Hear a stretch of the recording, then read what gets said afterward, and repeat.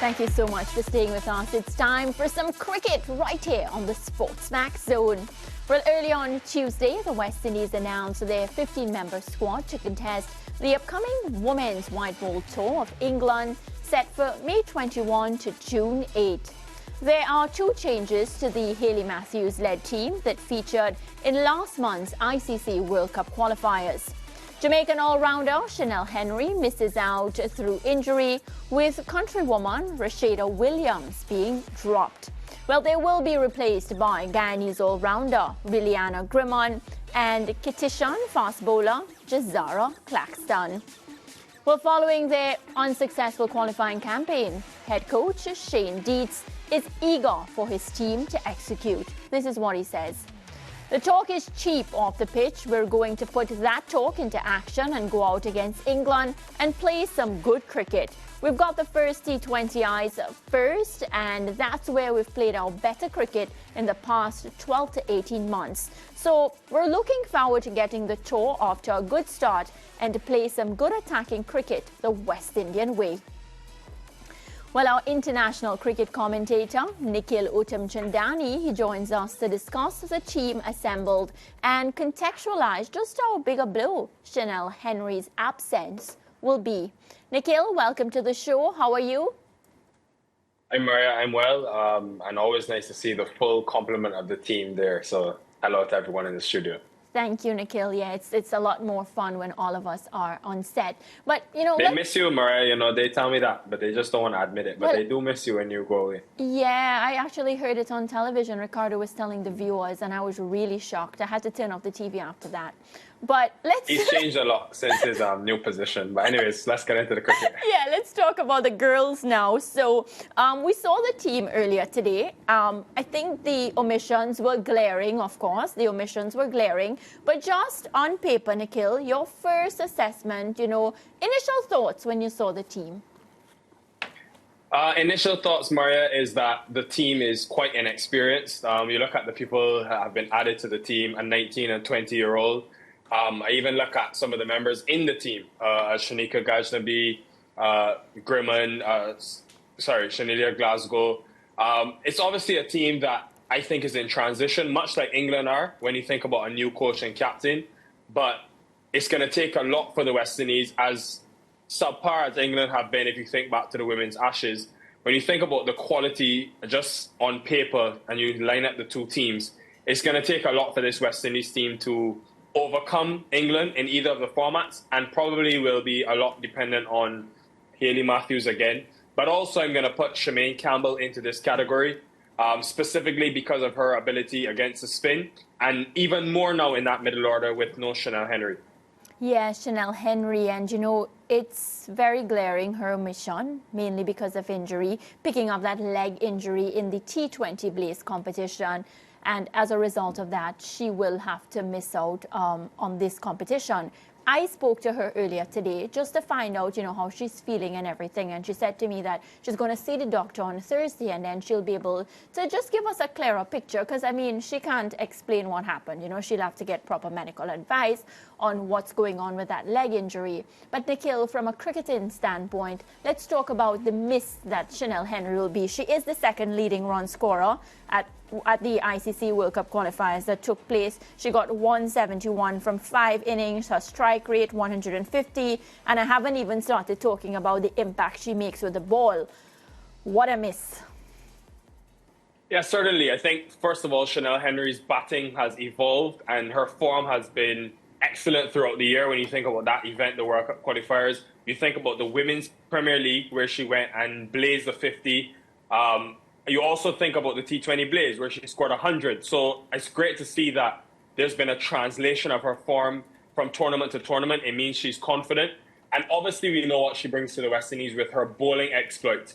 That ability with new ball in hand, for me, will be probably the biggest area missed. And when Deandra Dottin went down before the qualifiers, we said a lot would be on Chanel Henry. Well, now both of them are gone. So it will put immense onus and responsibility on a Sharianne Fraser, who I think is at times underused with the new ball. Aliyah Aline, who showed us that at the qualifiers, she can also come and control her length and hit a good length consistently, if needed be, at her best. And then maybe someone like a Janilia Glasgow, who we've seen in the past, think back to the Bangladesh series, have the ability to bowl up front with that hard new ball. But when you couple those pacers along with the spin of Zeta James, Matthews and Ramarat, you're going to hope that the West Indies can find the same control that Chanel Henry has brought to this team for the last 2 years. Yeah, and now we have the inclusion of Liliana Grimmon and Jazara Claxton. These two young girls, they enter the Windies setup. Nikhil, your thoughts? I mean, you've been watching the T20 Blaze and you've been following these girls for some time. What do you think about these inclusions?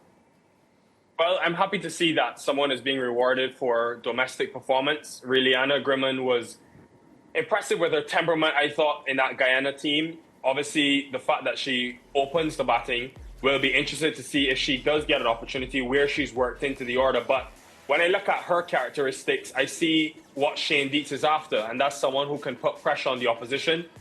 Just 20 years old, so clearly there's a talent there. And it'll be critical for me to see how she's managed, much like the other younger talent around the Caribbean. For Claxton, who we saw at the Under-19 World Cup, first of all, a huge day for St. Kitts to have their first ever member in a West Indies team. But also, I think, when you think about what she brings, potentially in 3 to 4 years, she could be a faster bowler who brings some X factor to this attack. I think she's developing some variations that we saw at the Under-19 World Cup. But particularly, I just love her energy in the field. When I look at her in the World Cup, she was just everywhere in the field, very athletic. And obviously, let's not forget, she bats at 4 for the Leeward Islands and batted at 4 in that West Indies team.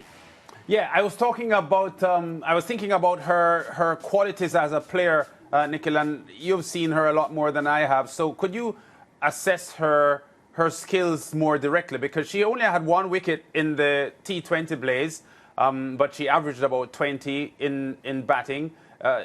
Will you consider her a batting all-rounder or a bowling all-rounder? Probably, Lance, I want to say I want her to be a bowling all-rounder, but in looking at recent teams and the opportunities she's given, it's probably more of a batting all-rounder and someone who can bat in the top order and then give you almost like a Kyle Mears, funny enough, who used to bowl or can bowl a few new ball overs for whichever team he plays for in T20 cricket. That's the sort of role I see her. But I love her upside when it comes to all 3 facets of the game. I think the West Indies don't have enough players that can consistently produce in all 3 facets. She's very athletic. Obviously, with her background, I think it was in javelin and long jump. I could be mistaken, but I know she has an athletics background. She actually played football as well. She actually played junior football well, right? in St. Kitts and Nevis, yeah.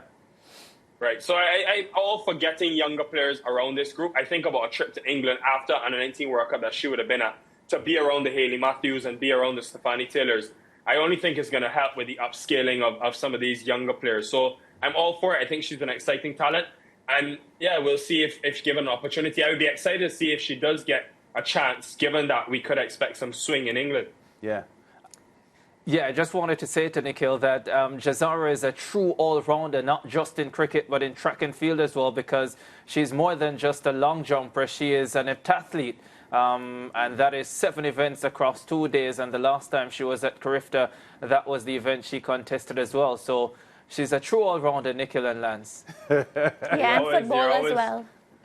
Well researched. Yeah, I think she represented St. Kitts and Nevis in under-17 football as well. Yeah. So she really is a genuine multi-skilled athlete. And she's made the right choice, let's just say that, in terms of sport. I hear you. Well, she's gone to the sport that needs her most, is what I would say. Yeah. Given the fact that the West Indies are more potent in the T20 game than the ODIs, Nikhil, which I think the coach himself has accepted as well, given the performance over the past year and a half. Is it a plus then that the series starts with the T20s as opposed to the ODIs, so the West Indies can hopefully get some momentum early? Yeah, maybe. I think he's right in terms of that being their better format. I do think, though, this is a very different team now without the Chanel Henrys and without the DeAndre Dottons that went to the World Cup and competed. Look, I think Shane Deitz continues to talk about attacking cricket and this attacking brand, but we saw at the women's qualifiers that do they have the skill, the players, do they have the skill to be able to carry out and execute that attacking brand? And I'm really looking to see if there's going to be any adaptability, especially in the longer formats, because this one way of playing where they're searching for boundaries often, there seems to be no ability to rotate strike. You look at the losses they had in that event, 65% was their dot ball percentage, and that is just too high when you compare it to the other teams in the world. So I'm really eager to see if there's any change in the approach. And look, Shane Deitz has been bold in his selections. You look at Mandy Mangru, who's only got 22 runs in 5 T20 Blaze matches. She's still in the squad. So he's obviously quite bold and brave in his options. But at some stage, people are going to start asking for results. So this is a big series for him. Yeah, definitely a big series as well. Nikhil, we're going to wrap up this women's cricket segment. I know you're staying with us. So when we return, we'll talk some IPL. Up on a break.